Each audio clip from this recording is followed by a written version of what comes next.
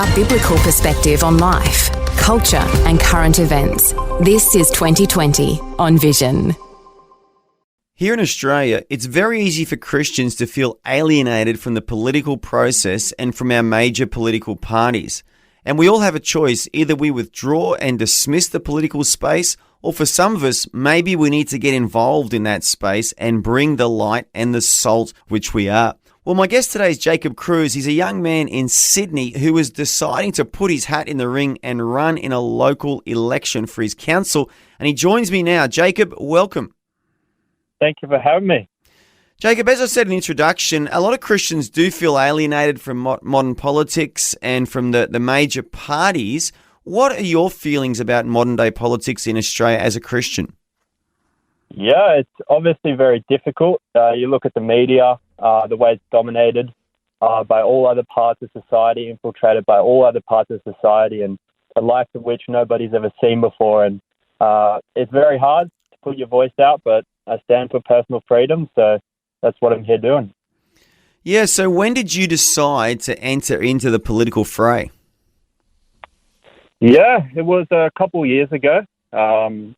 Certain political ideologies that infiltrated all parts of culture, including the church, and I felt a strong passion and desire to defend these Christian ideals with all these different philosophies floating around. And I felt convicted to get into this space and build up connections and network through people in politics, and was presented this opportunity, which I'm very grateful to God for.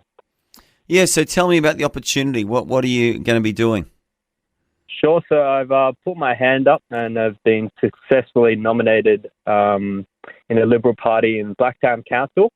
So I'll be standing there and this Saturday for the upcoming election, campaigning. And looking forward to it, and we'll see what it holds.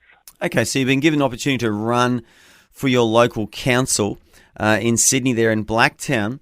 So what, Jacob, is your core message to the constituents of that particular council? What are you saying? Freedom, 100% freedom. We all have the right to express our freedom of speech, our personal convictions, whether they may be like religious, philosophical, or political freedoms. So that's what I stand for. These are under attack. We believe every person, every family, every child going to school has the right to express themselves, and that's what I'll be here to defend. Okay, so you're big on personal freedom. Is there anything else about the Blacktown area or modern day Australia which really frustrates you, which you would like to see changed through the political process? Of course, another key word here is transparency. So we need to really be careful how we're stewarding people's money. When we're taking council rates, when we're taking taxes from people, how are we using it? The current Labor-dominated council in our area has come under criticism for selling off council property for what many seem to be below the market value. So were the community consulted about that? Where's the transparency there? And that's what I'd aim to bring, being given this position. Okay, so you're big on personal freedom and expression, also transparency and honesty, and those are, I think, two things that the average Aussie really relates to and agrees with. Is there anything else, Jacob, that you'll be standing for? Of course, yeah, they're the main two ones, personal freedom, transparency, and we look at other factors in our community. We look at the roads, the condition of the roads, the parks, the infrastructure.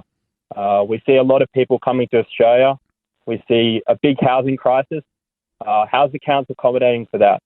How are we going to build infrastructure to make people's lives better? So that's definitely another thing I'm passionate about and we're looking into. Yeah, well, I like the sound of all three of those things. But let's talk about Jacob Cruz now. Your personal journey. Is there anything in the Bible or stories in the Bible which have just really inspired you to want to get involved in politics? Maybe some Bible characters that really encourage you? Of course, yeah. You look at David, arguably one of the most important people and figures in the Old Testament. And we look at leaders and rulers and judges throughout the Old Testament and the journeys they went on. They were all imperfect people, just like myself, and God used them in powerful ways. and I stand there like David, imperfect person, but ready to be used by God, ready for the Holy Spirit to move through me and guide me through this journey. So, yeah, David stands out for me, that part of Scripture especially. Yeah, well, I love David too. So tell me, what is it about David that you love? Give us 2 or 3 characteristics of David that really inspire you. Yeah, well, David was repentant. He acknowledged that he wasn't perfect. He made mistakes, plenty of those. And he came back to God, and through the grace of God, God could use him again and again to bring God out into the world. So, that's what I really admire about him, and one of his traits that, I'd aim to bring into this venture. Okay, so there's his honesty and his repentant heart. Are there any other characters in the Bible who are great leaders that you sort of now look at and go, wow, I'd like to be like them? Of course. Well, absolutely be Jesus, principally Jesus, the way he went out into the world and preached the gospel. Believe that can be done in every sphere as well, and specifically politics. It's a great opportunity to share the gospel and lead the way Jesus did. Yeah, well, you can't. Yeah, we can't argue with that answer, because he obviously is the greatest leader in human history. He's God, made flesh. But what about some Old Testament characters? Because there's some great leaders in the Old Testament, aren't there? Yeah, even I was reading a bit of Exodus this morning, the way God used Moses and Aaron, even when they turned away from God, and he spoke to him to speak to Pharaoh. And used them as a mouthpiece for him. And they felt inept, not equipped to do it, but God gave them the right words, and God changed the heart of the ruler at the time, and they stepped out in obedience, and obedience would be another trait I admire, and something I aim to embody in this position where, you can influence rulers and you can influence kings and priests through the power of God. And as a young man, Jacob, would you say that you never would have imagined yourself ever entering politics? Yeah, you never know what God's got planned for you. There's always a wrestle with that, You look at someone like Jacob, Israel in the Old Testament, who wrestled with God. He was running away from the call God put in his life, and it can be like that sometimes, especially when you step out in politics, and it's a very lonely place sometimes. It's not filled with Christians. You don't often see churches championing people to be in those spheres of life. So, definitely another thing to consider. And so, but when you were young, what did you imagine that you would be? Like, did you dream about being a politician, or did you have other ideas and other aspirations? No, I couldn't say that I did. Obviously, you're called to places in different seasons, and I've learned that calling over the last 5 years. Felt that passion that was burning in me to go into politics, but I can't say since a little kid I had dreamt of it or anything as such. But you've just in recent years just really felt, like you said, a passion and a desire to actually step up and try and make a difference. Of course, absolutely. And through the grace of God, I've been given this position. I know that it's not through my own strength or efforts, but it's the glory of God.